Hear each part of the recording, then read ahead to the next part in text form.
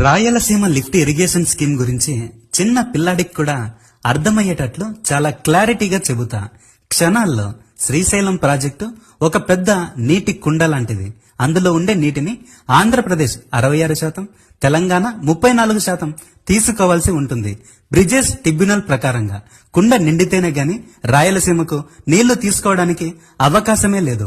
కానీ తెలంగాణ ఏం చేస్తుందంటే కుండ నిండక ముందే పైనుంచి కింద వరకు రంధ్రాలన్నీ చేసి వచ్చిన నీటిని వచ్చినట్టే తోడి పారేస్తుంది.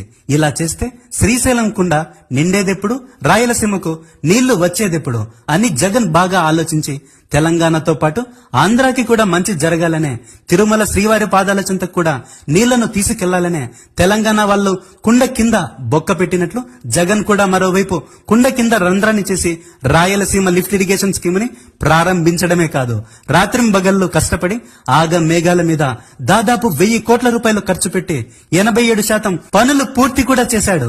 ఈసారి మళ్లీ సీఎం అయ్యుంటే మాత్రం రాయలసీమ రతనాల సీమ అయ్యేది. కానీ దురదృష్టవశాత్తు జగన్ సీఎం అవ్వలేదు. ఇప్పుడు గాని ఆ ప్రాజెక్టు ద్వారా నీళ్లు అందిస్తే జగన్ జనాల గుండెల్లో దేవుడవుతాడనే అర్ధాంతరంగా రాయలసీమ లిఫ్ట్ ఇరిగేషన్ ని ఆపేశాడు చంద్రబాబు. మొదటి నుంచి తన తెలుగుదేశం కార్యకర్తల ద్వారా కోర్టుల్లో కేసులేయించి పర్మిషన్లు రాకుండా ఆపే ప్రయత్నం చేసి ఎన్ని అడ్డంకులు సృష్టించినా సరే జగన్ మొండి ధైర్యంతో ముందుకెళ్లాడే గాని ఎవ్వడి దగ్గర తల వంచలేదు. ఆంధ్రాకు రావాల్సిన నీటిని తప్ప తెలంగాణ నుంచి ఒక నీటి బొట్టు కూడా జగన్ తగల్లేదు.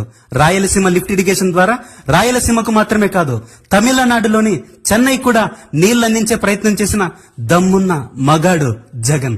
40 సంవత్సరాలు రాజకీయాల్లో ఉండి కనీసం తన సొంత కుప్పాన్ని కనీసం మున్సిపాలిటీ కూడా చేయలేని చంద్రబాబు ఒకవైపు ఉంటే, కుప్పాన్ని మున్సిపాలిటీని చేయడమే కాదు 748 కిలోమీటర్ల దూరం ఉండే శ్రీశైలం నుంచి కూడా కుప్పానికి సైతం నీళ్లందించిన దమ్మున్న మగాడు మొనగాడు జగన్ మాత్రమే.